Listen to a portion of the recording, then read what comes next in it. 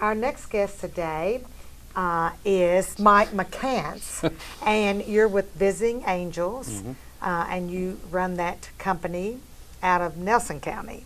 Our office in Bardstown. Yep. In Bardstown, okay. Right. But you cover Marion or Washington and Nelson and Marion, then we go Marion. to LaRue and Hardin oh, and Bullitt. So we cover about wow. 1,000 square miles. Wow. So, okay, well, tell me about that program. Visiting Angels is a nationwide company. It's currently, I think, about 500 agencies in the United States and Canada, and each one is privately owned. So it's basically a franchise. You buy it, then you get trained. And we've been in business going on 6 years now.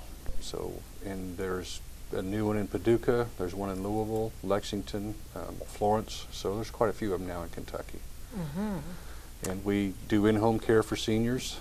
We hire a lot of CNAs and people that have experience doing that, working in hospitals or nursing homes, and do one-on-one care within in the home. Could be anywhere from 4 hours a day to 24 hours a day. And it's non-medical, so it's basically helping with personal assistance. And that's what our license is. We're licensed by the state of Kentucky for personal assistance.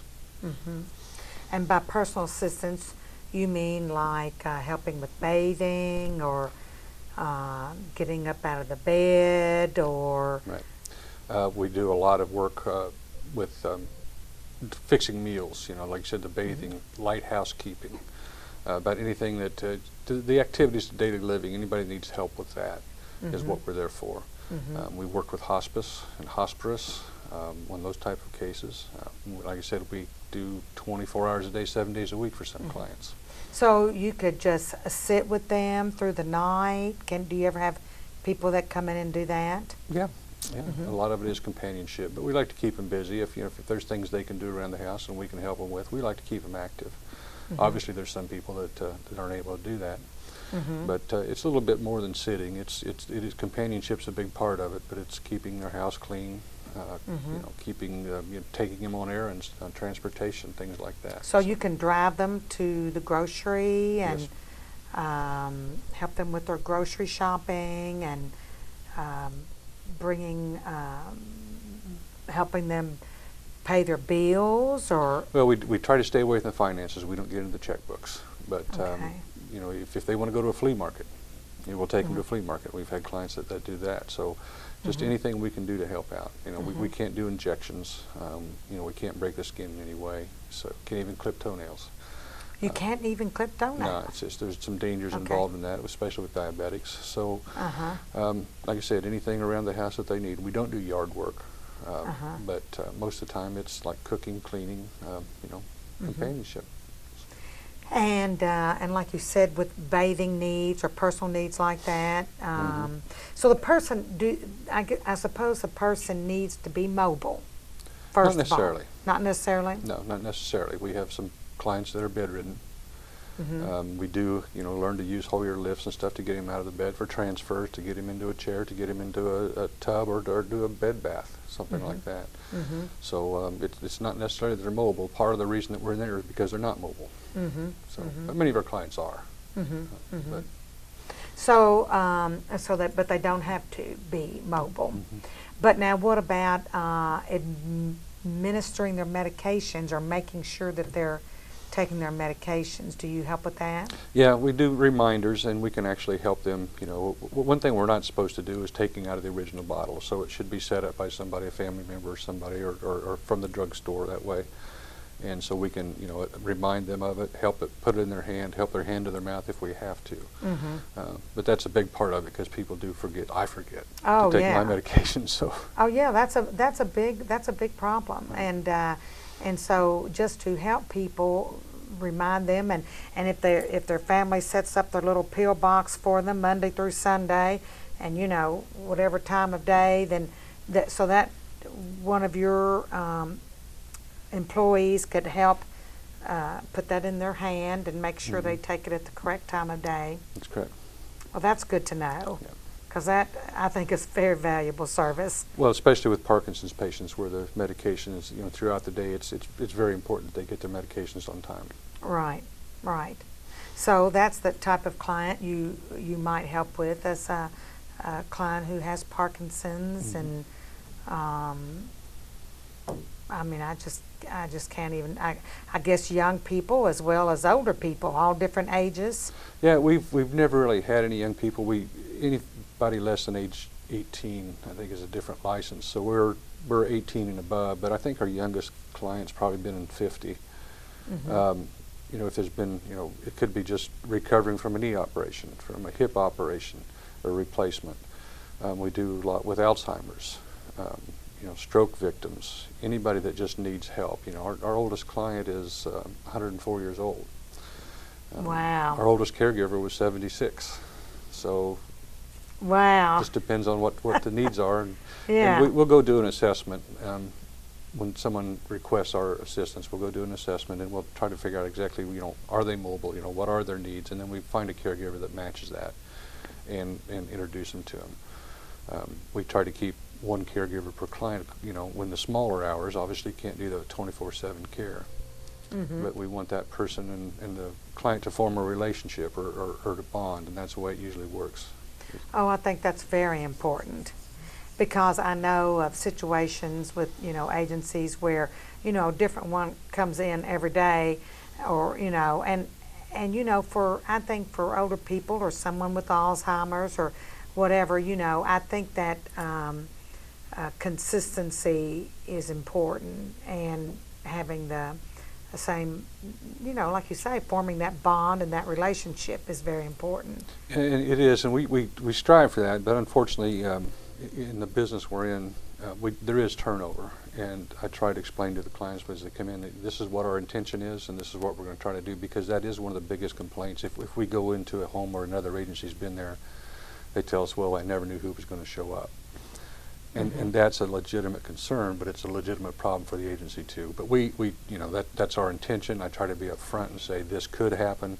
It may take a while to get it ironed out, but our intent is to have a one-on-one relationship with your caregiver. And for, you know, I've got caregivers that've been with me 4 or 5 years, and they've had clients for 4 or 5 years.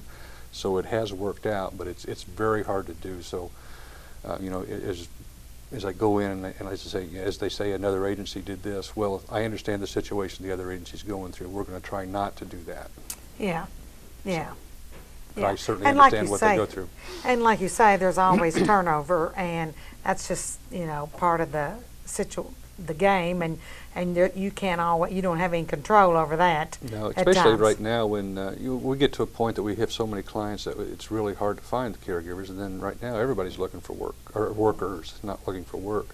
And I hear this from everybody that I talk to is, yeah, I can't get enough employees either. So we're at that Wow. point right now that it's very hard to get them. We are growing. We've grown quite a bit in the last several years.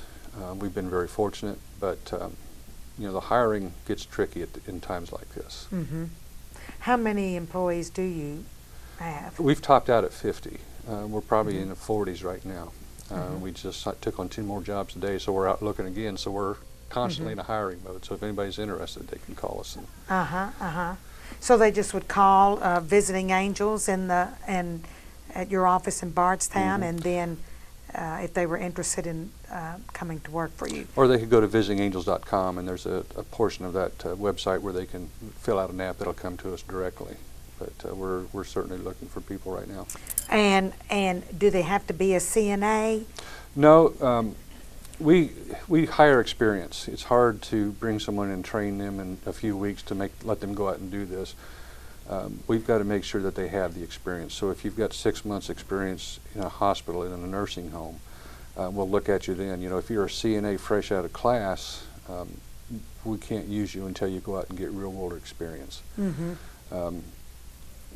Private caregivers that are out there, and we know they're out there, I love to hire them, because you can always get to the families and they will tell you what they thought of that caregiver. And we've picked up some of our best caregivers who have no formal training, but have been a caregiver for several years with a family. Yeah. And the families love to talk about them. If they're good, they love to talk about them. Now we do make sure, we do training for bloodborne pathogens. We teach people how to use lifts. We do basic training, but you've got to have that feel and go out there and know what it's like to do that. We've had caregivers come in fresh from class. I've got my CNA, and I said, call me in 6 months. And some of them have come back and worked for us. But, just going out fresh out of school is not going to do it. Everybody has to pass the CNA test for us, too. We actually give the test, and they have to pass that before we'll hire them. So it just lets us know that they have the skills necessary in their minds. They know what they're supposed to do. So even if they're not a certified nurse assistant, they just have to take the test, a test that you provide, and if they can pass that test, then they would qualify, like they you would qualify said. if they have the experience also. Right, and if they have the experience. references, because we do check references, obviously. Right. So, And I guess a background check. We do a background check. We do a drug screen. We do random drug tests, and anytime there's an incident in the home, we do a drug test. So we're constantly trying to oversee. We're not 100% successful in that, but I'm very pleasantly surprised that 99% of the people that have come to us have passed the drug test, which can be surprising today. Well, it is, because everyone I talk to in any kind of business tells me that passing a drug test is difficult, and so that's. I'm glad that you're getting that caliber of person that's passing the drug test. And then I suppose that then the families, if someone's interested in getting your service, then how do they do that? Again, there's several ways you can do it. One is called corporate office, and there's national ads all the time that get the corporate number. They can go on to visitingangels.com, and again, just fill out the information. It's sorted by zip codes, so any zip codes that are in my area they'll come directly to me. Word of mouth is how we get most of our business. Right. Happy customers, which is the best advertising. Exactly. So, and then exactly. Local access television, we use that too. So. Yeah. Now, and so once you get the referral, the application of someone that's interested in your service, then you or someone from your agency goes out and does an evaluation or an assessment. An assessment. To determine what their needs are. Now, does and so then you can approve them if you think and you'll match them up with someone from the agency that you think would work with them. Does insurance cover any of this, or is it all private pay? It's not all private pay. The source of payment for us right now is private pay, obviously. Some families are spending a lot of money for the care. The Veterans Administration will help veterans. It may be 9 to 12 hours a week, but it's something that we just bill the VA directly for that. And then surprisingly, that there are a lot of people, older folks, that bought long-term care insurance years ago. And if you can find a 15 to 20-year-old long-term care insurance policy, they're fantastic. And they'll pay for 12 hours a day, 7 days a week. Some of them will. Some of them are unlimited. It's for the rest of their lives. Now, you can't buy a policy like that anymore. Right. But I'm pleasantly surprised by the number of people that do have them. Probably, I'm going to say 25 to 30% of our clients do have long-term care policies. Yeah. In 20 years, I doubt if you'll see the number that high. Yeah. Yeah. I know recently, I think I know a lady in Bardstown that has your service and for a family member, and she had a long-term care policy that she got years and years ago, and it has really paid well. Like you say, those aren't going to be the case these days. No. Our long-term care policies aren't going to cover, I don't think, as much. No, I've looked at it myself, and back then it was unlimited. It was for the rest of your life, and I guess they didn't realize how long people were going to live. But today it's not that way. They put a cap on them. I'm not saying they're not worth buying, and certainly this is something everybody has to think about. But there's particular companies that when I see that they have those, I tell them, you got one of the best.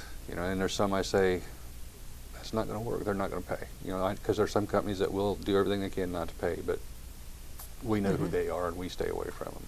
Yeah. But there are some great companies out there. When I see certain policies, I tell them, you did a good job. Yeah.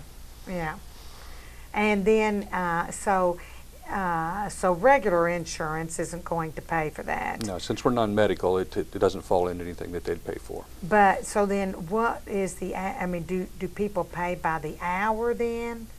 So it's on an hourly basis? Right. We pay, charge by the hour.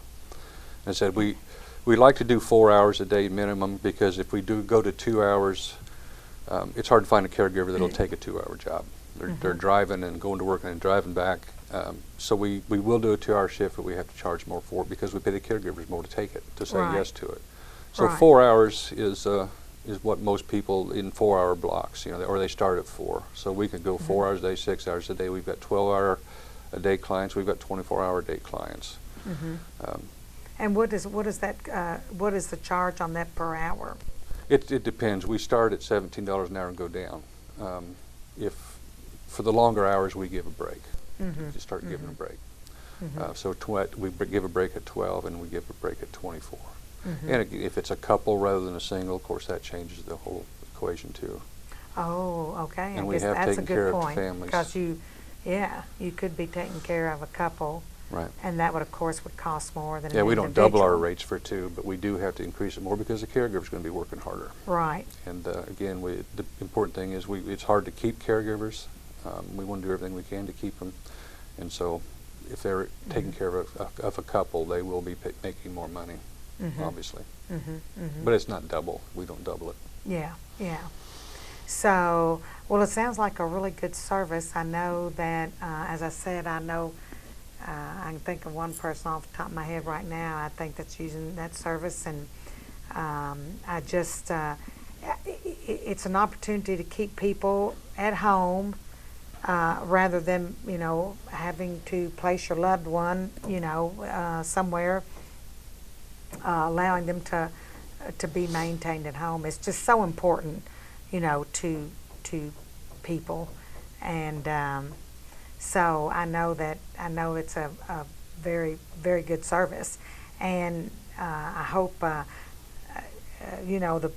guess the problem is that for some people it's just prohibitive financially. And I wish, I guess, that we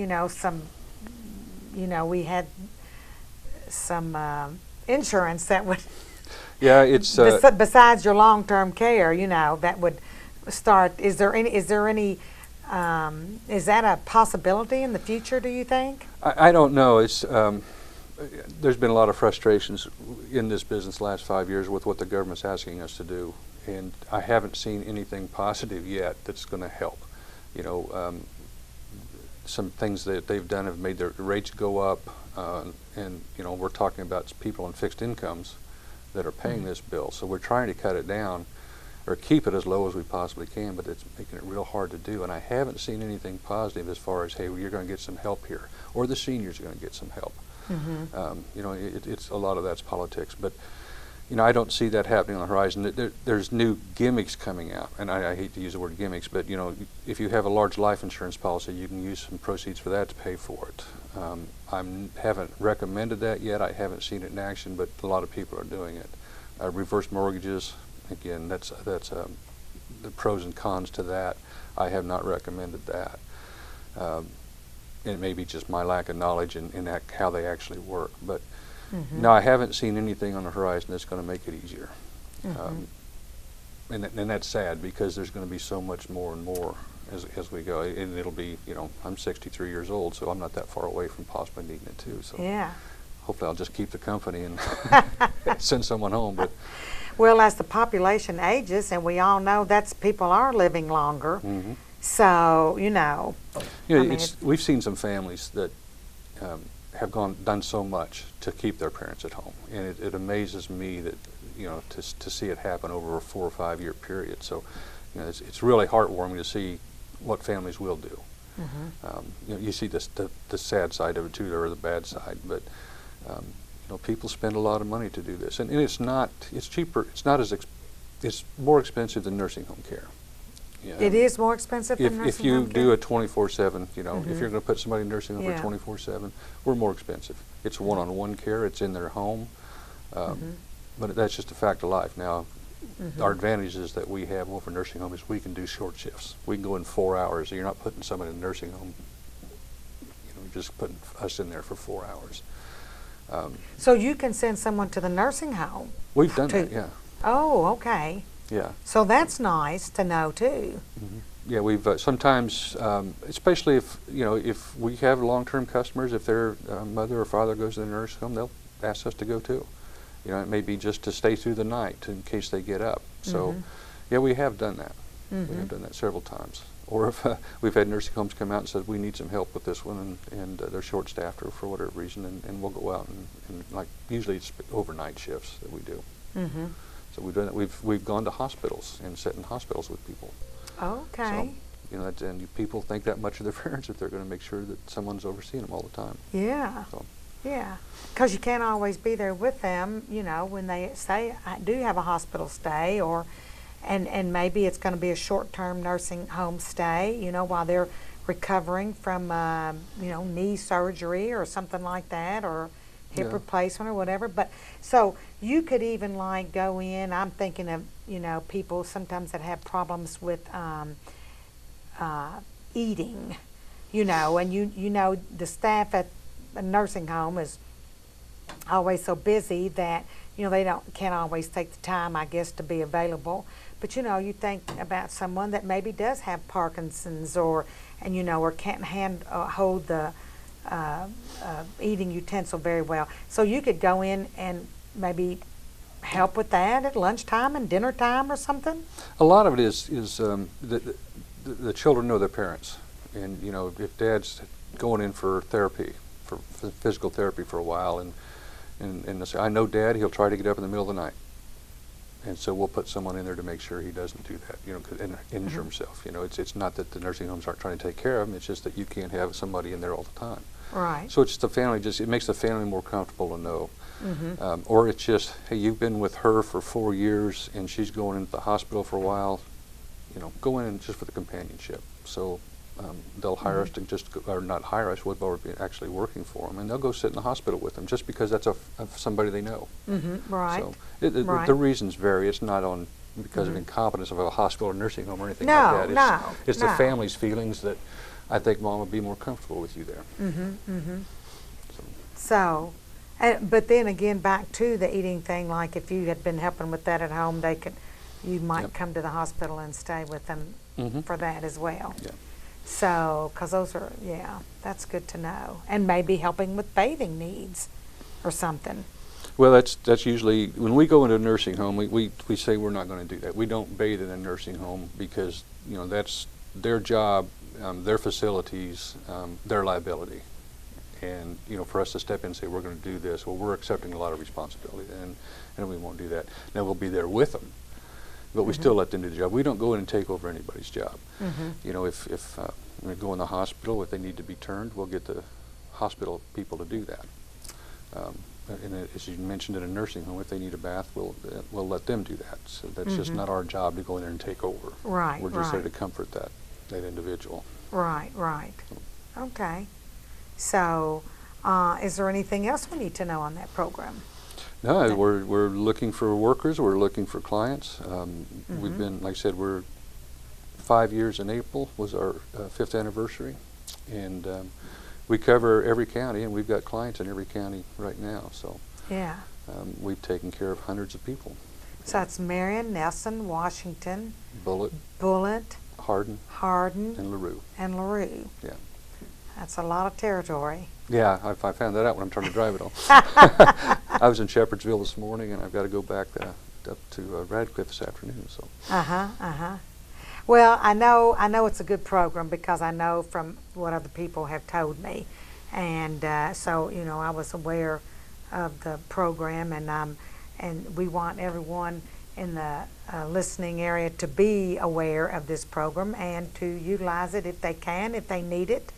And again, they can contact you at on if they want to call directly. It's 502-348-0377. Okay, with Visiting Angels. And I'm sure that's in the phone book, or of course you can Google it now. Everybody just Googles it on their phone or something. Yep. And so we'll have that on Channel 6, and people can get that information straight from here. And I hope people will apply. Oh, I We do too. always need workers. We always need workers, that's Yeah, true. yeah. So, well, thank you very much right, for thank being you. on here today, and